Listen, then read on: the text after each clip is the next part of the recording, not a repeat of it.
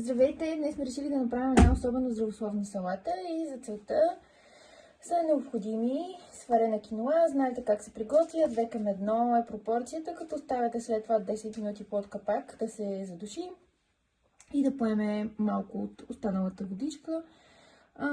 Краставички, нар, червен лук, авокадо, орехи, конопено семе и някакво сиренце по ваш вкус. Ние сме решили българско бяло сирене да сложим. Като салатата е особено полезна, тъй като има два вида антиоксиданти, нара и червения лук. Имате много полезни мазнини, визирам тук авокадото и конопеното семе плюс орехите. Имате много добър източник на протеини. В киноата има много протеин, в сиренцето и в конопеното семе също.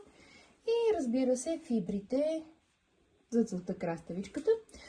За дресинга е необходимо да сложите сока от един лимон, една лъжица мед, една лъжица сусамов тахан, сол на вкус и зехтин на вкус. И сега ще разбъркаме всичко и ще го добавим дресинга към салатката.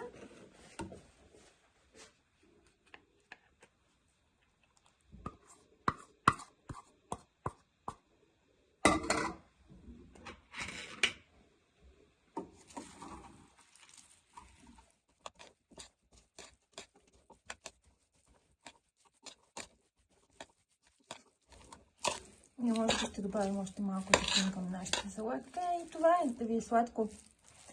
Салата в ладая.